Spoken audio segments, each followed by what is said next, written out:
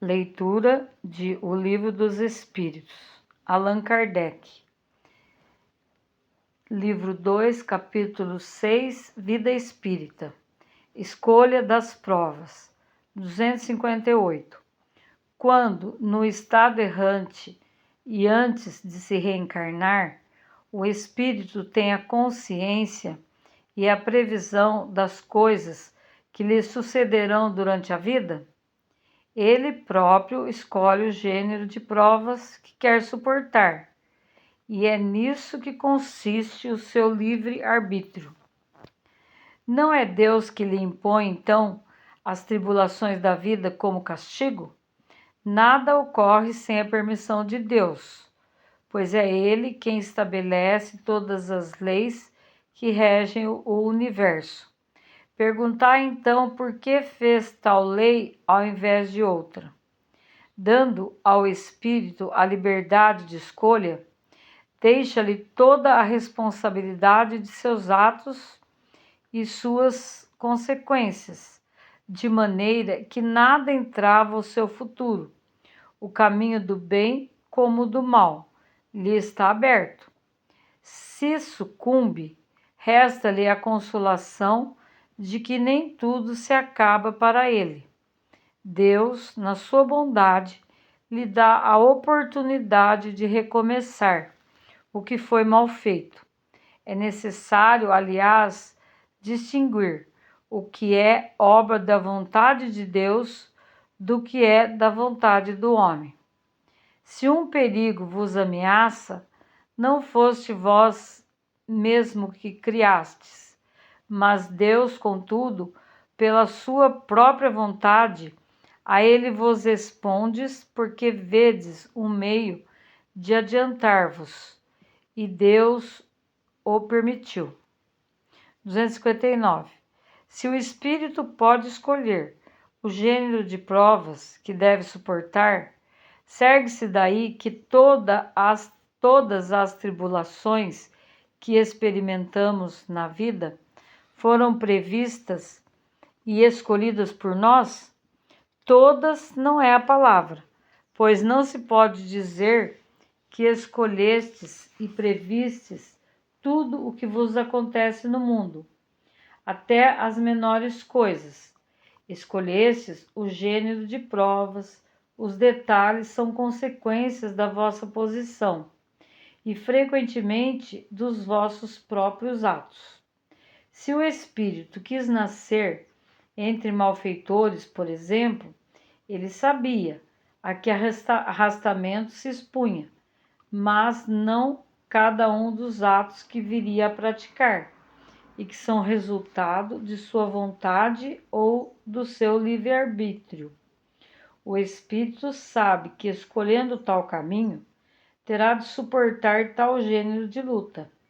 Sabe também a natureza das vicissitudes que enfrentará, mas não sabe quais os acontecimentos que o aguardam.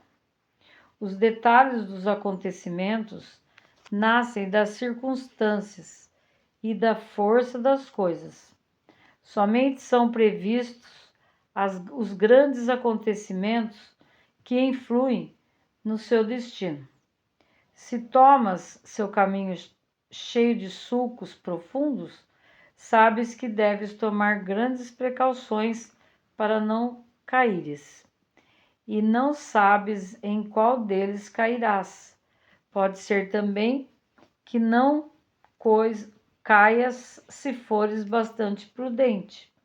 Se passando por uma rua, uma telha te cair na cabeça, não creiais que estava escrito, como vulgarmente se diz. 260. Como o espírito pode querer nascer no meio de pessoas de má vida? É necessário que ele seja colocado no meio onde possa suportar a prova que pediu.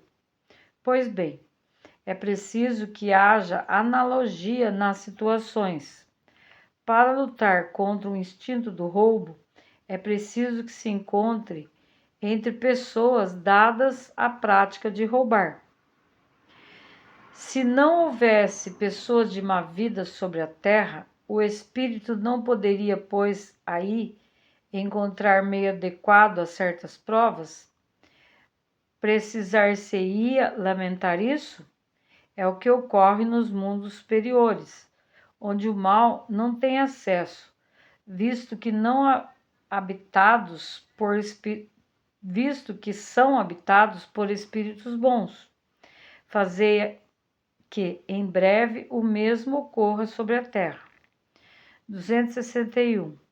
O espírito, nas provas que deve suportar para chegar à perfeição, deve experimentar todos os gêneros de tentações, deve passar por todas as circunstâncias que podem excitar seu orgulho, inveja, avareza, sensualidade, etc. Certamente que não, pois sabeis que há espírito que desde o começo toma um caminho que os isenta de muitas provas. Mas aquele que se deixa arrastar para o mau caminho corre todos os perigos desse caminho. Um espírito, por exemplo, pode pedir a riqueza e essa ser-lhe-á concedida. Então, conforme seu caráter, ele poderá tornar-se avaro ou pródigo, egoísta ou generoso, ou se entregará a todos os prazeres da sensualidade. Mas isso não quer dizer que deva passar forçosamente por todas essas tendências. 262. Como pode o espírito, que em sua origem é simples, ignorante e sem experiência, escolher uma existência com conhecimento de causa e ser responsável por essa escolha? Deus supre a sua inexperiência, traçando-lhe o caminho que deve seguir, como fazes para uma criança desde o berço. À medida que o seu livre-arbítrio se desenvolve, ele o deixa pouco a pouco livre para escolher.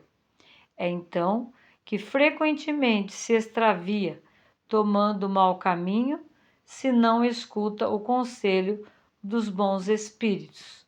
É o que podemos chamar a queda do homem.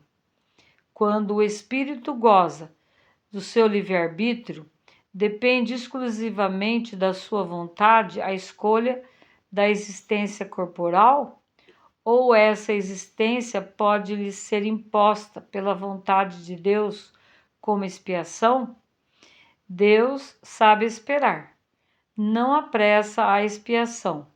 Entretanto, Deus pode impor uma existência a um espírito quando este, por sua inferioridade ou sua má vontade, não está apto a compreender o que poderia ser-lhe mais salutar, e quando vê que essa existência pode servir à sua purificação e adiantamento, ao mesmo tempo que encontra nela uma expiação.